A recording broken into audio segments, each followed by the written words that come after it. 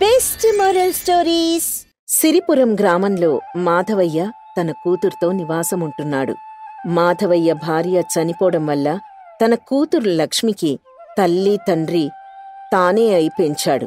లక్ష్మి తన ఇంట్లో అడుగుపెట్టిన నిమిషంలో తన ఆర్థిక పరిస్థితి మెరుగుపడి పొలం కొనుగోలు చేసినందుకు లక్ష్మిని తన అదృష్టదేవతగా భావిస్తాడు. లక్ష్మి చిన్నతనం నుండి కూడా తన తండ్రి మాట జవదాటదు. లక్ష్మి ఎదురు రాకుండా మాధవయ్య అసలెప్పుడూ అడుగు బయటపెట్టడు. మాధవయ్య జీవనాధారం వ్యవసాయం. తనకున్న 1 ఎకరా పొలంలో వ్యవసాయం చేస్తూ జీవనం సాగిస్తూ ఉంటాడు. ఒకరోజు మాధవయ్య పొలానికి వెళ్తూ ఉండగా అరటిపళ్ల వ్యాపారం చేసే అతని స్నేహితుడు నాగయ్య ఎదురు అవుతాడు. నాగయ్య, నీ అరటిపళ్ల వ్యాపారం ఎలా ఉందిరా? పర్వాలేదురా, బాగానే ఉంది. పొలానికి బయలుదేరినట్టున్నావు. అవును నాగయ్య, నాకున్న జీవనాధారం వ్యవసాయమే కదా.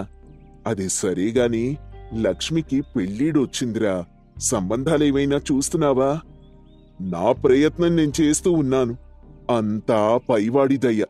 నా కూతురికి పెళ్లి చేసి పంపించేస్తే నేనొంటరివాణ్ణి అయిపోతానేమోనని చిన్న భయం వేస్తోందిరా. అలాగని పెళ్లి చేయకుండా ఇంట్లోనే పెట్టుకుంటావా ఏంటి? అలా అని కాదు. తను కాలికి గజ్జెల పట్టీలు కట్టుకొని నట్టింట్లో తిరుగుతూ ఉంటే అచ్చం మహాలక్ష్మిలా ఉంటుందిరా. నా చిన్నతనంలో మా అమ్మ కూడా అలాగే ఉండేది. నా కళ్ల ముందు నా కూతురు తిరుగుతూ ఉంటే నాకు ఆకలి కూడా అనిపించదు. కాని పెళ్లి చేసి పంపించాలంటేనే కొంచెం దిగులుగా ఉంది. నీకు దిగులని? పెళ్లి చేయవా దానికి? నా దిగులంతా దాని గురించేరా. తనొక కొత్త ఇంటికి కోడలుగా వెళ్ళి అక్కడి వారిని మెప్పించగలుగుతుందా లేదా అనేదే నా భయం. తన అత్తారింట్లో ఏవైనా కష్టాలు పడితే నేనస్సలు తట్టుకోలేను. నా దగ్గర ఉన్నంతకాలం తనేం చేసినా మహారాణిలా చూసుకున్నాను.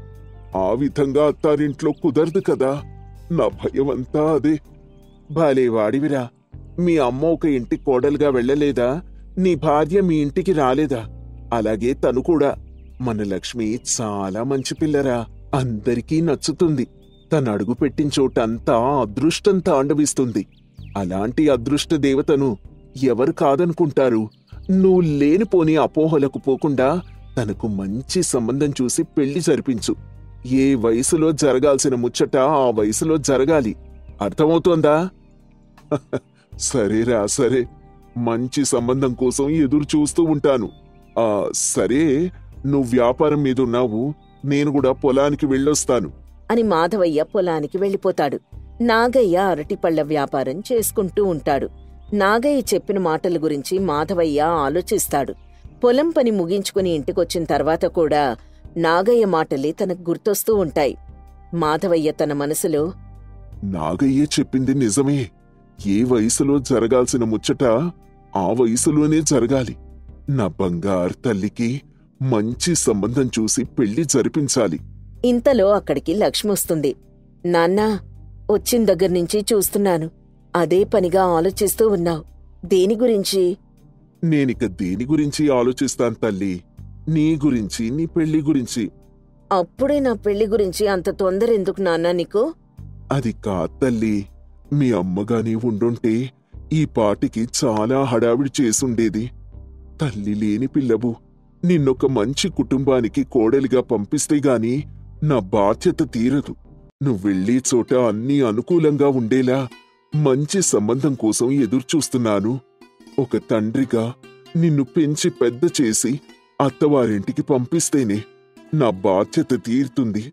తండ్రి అన్న బంధానికి న్యాయం చేసిన వాణ్ణవుతాను. నా పెళ్లి సంగతి సరేగాని ముందు భోంచేద్దురు రండి అని లక్ష్మి తన తండ్రిని భోజనానికి తీసుకుని వెళ్తుంది.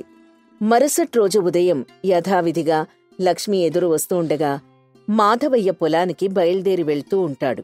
దారి మధ్యలో పెళ్ళిళ్ల పేరయ్య ఎదురు వచ్చి, మాధవయ్య, నీ కూతురికి మంచి సంబంధం చూడమని చెప్పావు కదా. అలాంటిదే ఒక అద్భుతమైన సంబంధం వచ్చింది. పిల్లవాడు చక్కగా ఉన్నాడు. అత్తమామలు కూడా చాలా మంచివారు. వారిది ఊర్లోనే గొప్ప కుటుంబం. మంచి పరువు ప్రతిష్టలు కలిగిన కుటుంబం. పిల్ల లక్షణంగా ఉంటే చాలు అంటున్నారు. వెంటనే నాకు మన లక్ష్మి గుర్తుకొచ్చింది. నువ్వేమంటావు మరి? అంత పెద్ద కుటుంబం కలిగిన వాళ్ళు మా లక్ష్మిని చేసుకుంటారంటారా? వాళ్ళకి కావలసింది కట్న కానుకలు కాదయ్యా, అసలు వాళ్ళు డబ్బు గురించే పట్టించుకోరు అనుకో. పిల్ల లక్షణంగా ఉండి వారి కుటుంబ పరువును కాపాడేదిగా ఉండాలని వాళ్ళు కోరుకుంటున్నారు. పైగా వాళ్ళకొక్కడే కొడుకు. పెళ్లి తర్వాత ఇంటి బాధ్యత పూర్తిగా కోడలి చేతికి అప్పగించి అత్తమామలు పుణ్యక్షేత్రాలు మొత్తం తిరిగొద్దామని భావిస్తున్నారు. అటువంటి మంచి కుటుంబంలోకి మన లక్ష్మి వెళ్లడం నిజంగా తన అదృష్టం. నా కూతురు నిజంగా అదృష్ట దేవతేనయ్యా. ఇలాంటి మంచి సంబంధం వెతుక్కుంటూ మా దగ్గరకొచ్చింది. ఇదంతా నా కూతురి అదృష్టం. మీరు సంబంధం మాట్లాడండి, పెళ్లి జరిపించేద్దాం. సరే, సంబంధం కుదిరించే బాధ్యత నాది. కాని వారి స్థాయికి తగ్గట్టుగా పెళ్లి మాత్రం ఘనంగా జరిపించు. అలా చేస్తే మెట్టినింట్లో నీ కూతురికి గౌరవం దక్కుతుంది. నేను చెప్పేది నీకు అర్థమైందనుకుంటున్నాను. అలాగేనండి, నా కూతురి గౌరవమే నాకు ముఖ్యం. పెళ్లి మీరు అనుకున్నట్టుగానే ఘనంగా జరిపిస్తాను అని చెప్పి పొలానికి వెళ్ళిపోతాడు మాధవయ్య.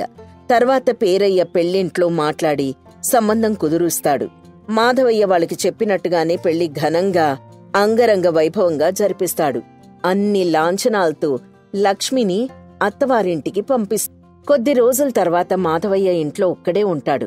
మాధవయ్యని కలవడానికి నాగయ్య అరటిపళ్ళు తీసుకొనొస్తాడు. మాధవయ్య, ఏంటిలా ఇంట్లోనే ఉంటున్నావు? బయటికి కూడా రావడం లేదు, పొలానికి కూడా వెళ్లడం లేదు. నీ కూతురు మీద బెంగ పెట్టుకున్నావా ఏంటి? నిజమేరా, నేను నా కూతురు మీద బెంగతోనే ఇలా ఉండిపోయాను. ఏం చేయాలో తెలియడం లేదు. చేసేదేముంది? యథావిధిగా నీ పొలంలో పనిచేసుకుంటూ ఆ బెంగ తగ్గించుకో. పనిలో పడితే కాస్త నీ కూతుర్ని మర్చిపోవచ్చు. ఇంకెక్కడి పొలంరా, ఆ పొలం అమ్మేశాకే కదా లక్ష్మి పెళ్లి చేయగలిగాను. ఏంటి, పొలం అమ్మేశావా? అవును, పొలం అమ్మేశాను. నా కూతురి కన్నా నాకేదీ ఎక్కువ కాదు. తన పెళ్లి అంగరంగ వైభవంగా జరిపించాలంటే నా దగ్గర వేరే ఆస్తి పాస్తులు గాని ధనం గాని లేవు కదా. అందుకే నా పొలం అమ్మేసి నా కూతురు పెళ్లి ఘనంగా జరిపించాను. అక్కడ నా కూతురు చాలా సంతోషంగా ఉంది. అందుకేనా నువ్విక్కడ ఇలా దిగాలుగా ఉన్నావు? పొలం అమ్మేసి పెళ్లి జరిపించావు సరే, మరిప్పుడు నీ పరిస్థితి ఏంటి? ఇలా ఎంతకాలం ఇంట్లోనే కూర్చుంటావు? ఏదో ఒక పని చెయ్యాలి కదా. ఇలా ఖాళీగా ఉంటే నీకు తిండెవరు పెడతారు? ఇన్నాళ్ళు నేను నా సొంత పొలంలో పనిచేసుకున్నాను తప్ప ఒకరి దగ్గర కూలికి వెళ్ళలేదురా. ఈ రోజున వెళ్లాలంటే నాకు సిగ్గుగా ఉంది. నాకు తెలిసిన పని వ్యవసాయం మాత్రమే, వేరే పని చేయలేని పరిస్థితి. అందుకే ఇలా ఇంట్లోనే ఉండిపోవాల్సొచ్చింది. నాతో పాటు అరటిపళ్ళ వ్యాపారం చేస్తావా? వ్యాపారమా? అది నా వల్ల కాదు. సరేలే, నేనే నీకేదో ఒక మంచి పనిని వెతుకుతాను. రే, నేను చేయగలనంటావా? నువ్వు చేయగలిగే పనిని నేను వెతుకుతాను, సరేనా?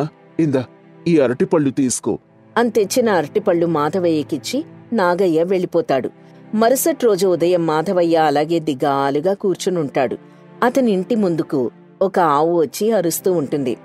అయ్యో, ఏదో ఆవులా ఉందే, మనింటి ముందు అరుస్తోందేంటి అని బయటికొచ్చి చూస్తాడు.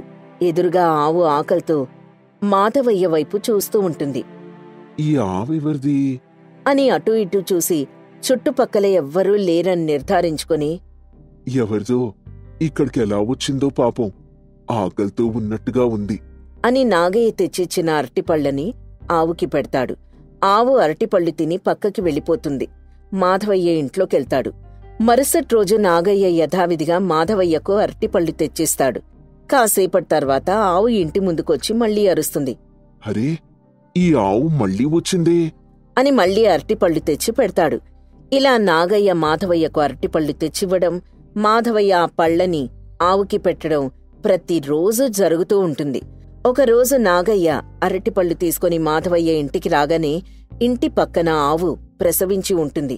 అది గమనించిన నాగయ్య ఇంట్లోకి వెళ్లి మాధవయ్యతో, మాధవా, నేను ప్రతిరోజు వస్తున్నాను. ఆవును తెచ్చిన విషయం నాకు చెప్పనేలేదు. ఆవును తేవడమేంట్రా? మీ ఇంటి పక్కన ఒక ఆవును చూశాను. ఆ ఆవు ప్రతిరోజు మా ఇంటికొచ్చి నువ్వు తెచ్చిచ్చిన అరటిపళ్ళు తిని వెళ్తుంది. నీలాగే నాకొక బంధువులా మారిందిరా. ప్రతిరోజు నన్ను పలకరించి వెళ్తుందనుకో. అవునా? ఆ ఆవు పక్కన దూడ కూడా ఉంది. అవునా? ఎక్కడా? అని ఇద్దరూ ఇంట్లోంచి బయటికొచ్చి చూస్తారు. మాధవయ్య ఇంటి పక్కనే ఆవు ప్రసవించి దూడతో పాటు ఉంటుంది. అది చూసిన మాధవయ్య, నాగయ్య, ఈ ఆవు ఇప్పుడే ప్రసవించిందిరా. నిన్నటి వరకు దూడలేదు. ఇలా రా అని నాగయ్యను తీసుకుని మాధవయ్య ఆవు దగ్గరికెళ్ళి ఆవుకి దూడకి సపర్యలు చేస్తాడు. ఆవు చాలా ప్రేమగా మాధవయ్యను హత్తుకున్నట్టుగా దగ్గరకొస్తుంది. అది చూసిన నాగయ్య, మాధవ, ఇక మీదట నీ ఒంటరితనం పోయిందిరా. ఎందుకంటే ఈ ఆవును చూసావా? నీ మీద ఎంత ప్రేమ చూపిస్తోందో. లక్ష్మి అత్తవారింటికి వెళ్ళిందన్న బెంగతో నువ్విన్నాళ్ళు ఇంట్లోనే కూర్చున్నావు. ఆవు మీ ఇంటి పక్కన ఉంది అనేసరికి కంగారుగా బయటికొచ్చి ఆవుకి దూడకి సపర్యలు చేశావు. మీ ఇద్దరి మధ్య ఏదో బంధం ముడిపెట్టాడ్రా ఆ దేవుడు. నువ్వు చెప్తుంటే నిజమేనేమో అనిపిస్తోందిరా. ఏ తోడు లేని నాకు తోడులా వచ్చింది. ఇక నీకో పని దొరికింది. నిజమే, ఇక మీదట దీనికోసం పాటుపడాలి అని ఇద్దరూ మాట్లాడుకుంటూ ఉంటారు. రోజులు గడిచే కొద్దీ మాధవయ్య దగ్గర ఆవు ఉన్న సంగతి ఊర్లో చాలా మందికి తెలుస్తుంది. ఆవు పాల కోసం మాధవయ్య ఇంటికి ఊరి జనం వస్తూ ఉంటారు. మాధవయ్య ఆవు దూడకు సరిపడా పాలను ఉంచి మిగతావి ఊర్లో జనానికి అమ్ముతూ ఉంటాడు. ఒకరోజు నాగయ్య వస్తాడు. మాధవా, నేను వ్యాపారం చేయమని అడిగితే వ్యాపారమా అని భయపడ్డావు. ఇప్పుడు పాల వ్యాపారం బాగానే చేస్తున్నట్టున్నావుగా. నిజమేరా, నువ్వన్నట్టుగాని నేను పాల వ్యాపారమే చేస్తున్నాను. ఇప్పుడు లక్ష్మి వచ్చాక నా జీవితం మళ్లీ మలుపు తిరిగిందిరా. లక్ష్మి వచ్చిందా?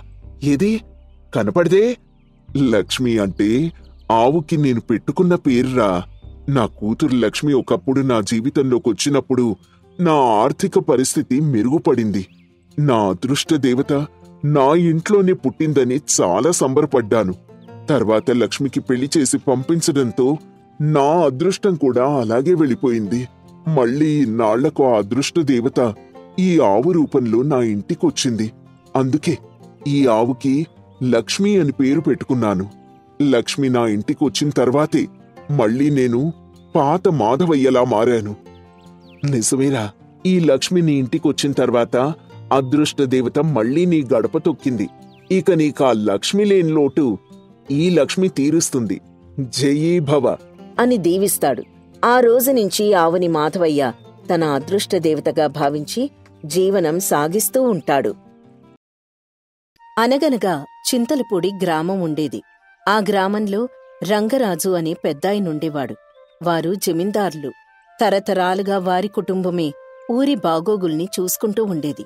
కాని అనుకోకుండా ఆ ఊరికి కరువు వచ్చింది. తినడానికి తిండిలేక అంతా ఆకలికి అలమటిస్తూ ఉండేవారు. దీంతో ఓ రోజు గ్రామ ప్రజలంతా రంగరాజుగారింటికి వస్తారు. అయ్యా, మీతో మాట్లాడాలి. నాకంతా అర్థమైంది. మీరంతా దేనికోసం ఇక్కడికొచ్చారు. అదేనయ్యా, మా సంగతి ఎలా ఉన్నా పిల్లల ఆకలితో అలమటిస్తున్నారు. ఆ పని ఈ పని చేసుకుంటున్నాం గాని గ్రామంలో ఆకలి బాధలు అలానే ఉన్నాయ్యా. అందుకే ఇక నుంచి నేను ఊర్లో ప్రతి శుక్రవారం అన్నదాన కార్యక్రమాలు చేపడదామనుకుంటున్నాను. అయ్యా, మీరు దేవుడయ్యా. కనీసం వారానికి ఓసారైనా కడుపారా తింటే అదే చాలు. మీకు దండాలయ్యా. ఆ ఒక్క రోజైనా పిల్లలు ప్రశాంతంగా నిద్రపోతారు. ఇక మీకేమీ దిగుల్లేదు. ఏదో ఒక విధంగా మనం ఈ కరువు నుంచి బయటపడదాం. ఆ దేవుడే దారి చూపిస్తాడు. అలాగేనయ్యా అని చెప్పి అక్కడ్నించి వెళ్ళిపోతారు ప్రజలంతా. అందరూ రంగరాజుగారిని పొగుడుతూ ఉంటారు. ఆ శుక్రవారం రానే వచ్చింది. మిగిలిన రోజులు ఎలా ఉన్నా ఆ రోజు మాత్రం అంతా చాలా సంతోషంగా ఉండేవారు. అప్పుడు వారిలో ఒకడైన రంగడు తన స్నేహితుడితో, ఎంతైనా రంగరాజుగారు చాలా మంచివాళ్ళురా. అవునరా, ఊరంతా కరువులో ఉన్నా సరే ప్రతి శుక్రవారం ఇలా అందరికీ అన్నదానం చేస్తున్నారు. నిజంగా ఇలాంటి ఊర్లో పుట్టడం మన అదృష్టంరా. నిజమే కాని త్వరగా ఈ గడ్డు కాలం గట్టెక్కితే అదే చాలు. దానికి కూడా మన రంగరాజు గారు ఏదో ఒక దారి చూపిస్తారు లేరా, మరేం పర్లేదు, అంతా దేవుడి దయ అని అనుకుంటూ ఉంటారు. ఇంతలో అనుకోకుండా ఓ శుక్రవారం వంటవాడెప్పట్లానే అన్నం వండుతున్నాడు. కాని ఆకాశంలో ఓ గద్ద పామును తన్నుకుంటూ వెళ్లడంతో ఆ విషపు చుక్కలు అన్నంలో పడతాయి. ఎవ్వరూ గమనించకపోవడంతో భోజనమైన కొద్దిసేపటికి అంతా గందరగోళం. ఏమిటిదంతా? అన్నం తిన్నవాళ్లంతా అస్వస్థతకు లోనవుతున్నారు. అదే ఎవరికీ అర్థం కావడం లేదు. అయ్యో, నా బిడ్డ ప్రాణాలతో ఉంటే అదే చాలయ్యా. అయ్యా అయ్యా, ఎవరైనా బ్రతికించండయ్యా నా బిడ్డని అని ఒక మహిళ ఏడుస్తూ ఉంటుంది. ఊరంతా కంగారు పడుతూ ఉంటారు. వైద్యం అందించాలని చూసినా వారిలో ఒకరిద్దరు ప్రాణాలు కోల్పోవాల్సి వస్తుంది. దీంతో రంగరాజుగారు బాధపడి వారిని పరామర్శించడానికి వస్తారు. మీరు మీ కుటుంబ సభ్యులను కోల్పోయినందుకు నేను చాలా బాధపడుతున్నాను. మీకెలాంటి సాయం కావాలన్నా నేను మీకు అండగా ఉంటాను. ఏంటయ్యా మీరు అండగా ఉండేది? అసలిదంతా జరిగింది మీ వల్లనే కదా. అన్నం లేకపోయినా ఏ గంజో తాగి కడుపు నింపుకునేవాళ్ళం. కాని ఇప్పుడు చూడండి ఎంత అఘాయిత్యం జరిగిపోయిందో. మీరు మాకు ఏ అన్నమూ పెట్టాల్సిన అవసరం లేదయ్యా. మమ్మల్ని ప్రాణాలతో ఉంచితే అదే చాలు. అవునవును అవును అని అంతా రంగరాజుగారిని నిందించడం మొదలుపెట్టారు. దీంతో అప్పట్నుంచి ఆ ఊర్లో అన్నదానాలు ఆగిపోయాయి. ఏ తప్పు చేయకపోయినా సరే రంగరాజుగారు నిందించబడ్డారు. ఏంటి అసలు రంగరాజుగారి ఈ విషప్రయోగానికి కారణమా? ఏమో, ఎవరికెరుక. పెద్ద మనిషి కదా, మనకు అండగా ఉంటారు అనుకున్నాం. ఇప్పుడు చూస్తే ఇదంతా మాయే అనిపిస్తోంది. అవును, అన్నదానం చేసేవాళ్లు దేవుడితో సమానమంటారు. కాని దానివల్ల మా పిల్లల ప్రాణాలే పోయాయి. ఆ విధంగా ఊరంతా మాట్లాడుకుంటూ ఉంటారు. అప్పటి వరకు దేవుడిగా పూజించిన రంగరాజుగారిని అదే ఊరు రాక్షసుడిగా చూస్తోంది. అదే సమయంలో రంగరాజుగారింట్లో ఏం జరిగిందో నాకసలు ఏమీ అర్థం కావడం లేదు. ఏమండి, మీరలా బాధపడకండి. బాధపడకుండా ఎలా ఉంటాను రాజ్యం?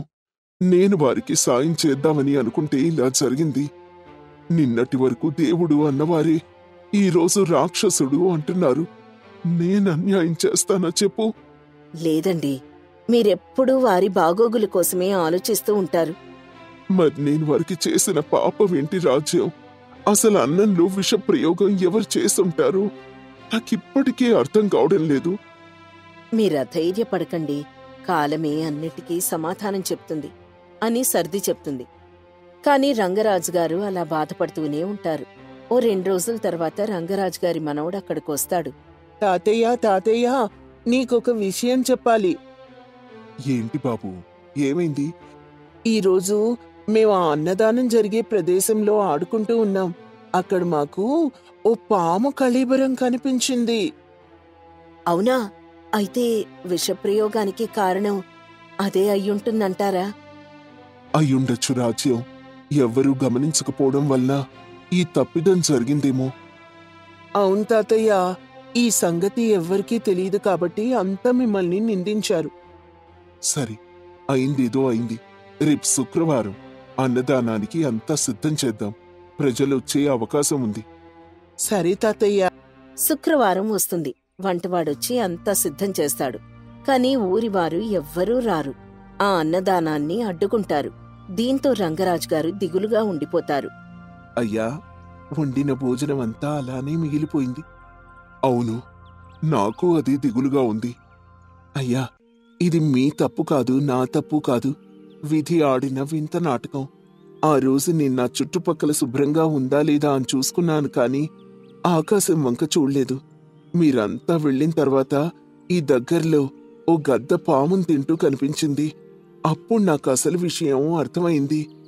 అది నువ్వు చూసావా? నా మనవడు కూడా చెప్పాడు. అవును, చూశాను బాబుగారు. అప్పటికి నేను ప్రజలకి చెప్పి చూశాను. కాని ప్రజలు నిజం తెలియకుండా మిమ్మల్ని దూషించడం మొదలుపెట్టారు. ఇక ఆ దేవుడే మనకి దారి చూపించాలి. అయ్యా, మరి ఈ ఆహారం ఏం చేయాలి? మన ఊర్లో ఎవ్వరూ ఈ ఆహారాన్ని ముట్టేలా లేరు. పక్కూర్లో ఎవరు ఆకలితో ఉంటే వారికి ఈ ఆహారాన్ని పంచిపెట్టేయండి అని రంగరాజు ఇంటికి వెళ్ళిపోతాడు. ఆ రోజంతా ఆయన దిగులుగానే ఉంటాడు. ఆ మరుసటి రోజు చెన్నయ్య జంగమ్మ అనే వృద్ధ దంపతులు వేరే ఊరు నుంచి ఆ ఊరికొస్తారు. అబ్బా జంగమ్మా, ఇక నడవడం కష్టంగా ఉంది. అవునండి, నాకు కూడా చాలా ఆకలిగా ఉంది. మనం తెచ్చుకున్న ఆహారం కూడా అయిపోయింది. అయ్యో అవునా, అయినా దేవుడు మనకి మంచే చేశాడ్లే. ఇది చింతలపూడి గ్రామమే కదా, పైగా ఈ రోజు శుక్రవారం కూడా. అయితే ఏంటయ్యా, ఏమైంది? ఏంటి ప్రత్యేకత? ఈ ఊర్లో రంగరాజు అనే ఓ గొప్ప వ్యక్తి ఉన్నాడు జంగమ్మ. ఆయన ప్రతి శుక్రవారం ఊరందరికీ అన్నదానం చేస్తూ ఉంటాడు. ఆ భగవంతుడు మన ఆకలిని తీర్చడానికి ఇక్కడ ఆపినట్టున్నాడు. అదిగో అక్కడెవరో కూర్చున్నారు. ఆ అన్నదానం ఎక్కడ జరుగుతోందో వెళ్ళడుగుదాం పదండి అని ఊరి చెరువు దగ్గర కూర్చున్న కొంతమంది కుర్రాళ్ల దగ్గరికి వాళ్ళు వెళ్తారు. బాబూ, ఈ ఊర్లో అన్నదాన కార్యక్రమాలు ఎక్కడ జరుగుతున్నాయి? అయ్యో, మీకు తెలీదా? ఈ ఊర్లో ఆ కార్యక్రమాలు ఆపేసి చాలా రోజులైంది. అవునా, చాలా ఆకలితో ఉన్నాం బాబు. ఆ రంగరాజు గారు ఉన్నారు కదా, కడుపారా తిందామని అనుకున్నాం.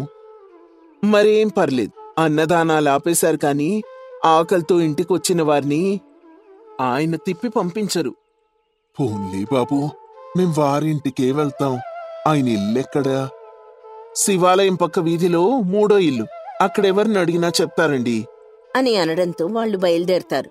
వాళ్ళు 3 అడుగులు ముందుకు వేయగానే ఆ గుంపులోని మరో యువకుడు, ఆ వెళ్ళండి వెళ్ళండి, మీకు కూడా పోయే రోజులు దగ్గర పడ్డాయిలే. ఏంటయ్యా మీరు మాట్లాడేది? మాకేమీ అర్థం కాలేదు.